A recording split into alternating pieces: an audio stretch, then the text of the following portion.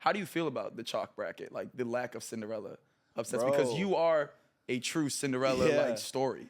Bro. Final Four, Sweet 16. So like, my question to you is like, do you think NIL has like killed Cinderella?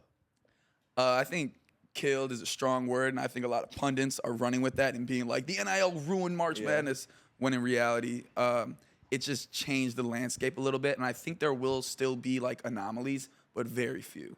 Yeah.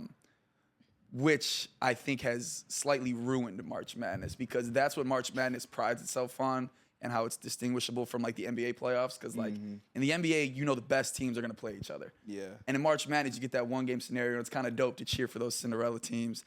But like, nobody wants to watch fucking Doug Peters go against Duke in the Sweet 16. No disrespect, dog. Or like, I disagree. I don't want to watch wanna that. see that. I want to watch Houston go at Duke in the Final Four. No. I don't want to watch Loyola Chicago get blown out by who y'all lose to? Bro, you know how many we lost to Michigan. But like, you I know don't how wanna many see that. people I don't are wanna like, see bro, that. I remember exactly where I was when watching you guys play. I was That's at so true. some rundown bar with all my buddies. We were watching you guys play against Tennessee. Yeah, that's so true. I know exactly where I was when I watched Devontae hit that shot against Miami. Dante hit Ingram. that shot Yeah. against Miami. Shout out Dante. See, but I'm biased, bro. Like, I fell victim to the Cinderella upset. Like, Oral Roberts beat us in the first round. Yeah, we see, were a he's 2 the seed. wrong We were person supposed to to go ask. storming through that bracket. Fuck Cinderella teams, bro. Yeah, see, he's the wrong person to ask. He's salty about Oral Max Roberts. Absmith or A. Smith. Midcourt Max. I'm so sick of bro, man. I got nightmares of dude. Yeah. No, but to answer your question, I don't know. Like, I don't think that Cinderella is dead. I just think it's gonna be different. Like, it's gonna be hard for Cinderella to compete because they can't like pay their guys as much. But if you look at the landscape, like if you look at like the top teams that are playing in the Final Four now, most of those guys came from D2, low major, mid major, and they just transfer. So I think you're still gonna have a little bit of that, but I think it'll be few and far between. Yeah, Kayla, to put it a little bit in context. Yeah, we gotta bring up to speed. So basically nowadays, let me backtrack. When we was in college, I'm talking like an old head. Back in my day, there were a lot of 4-year guys that stayed at their mid-major schools. Now, because money's being thrown around, if you're a senior on a mid-major team, that basically means you just weren't good enough to go high major.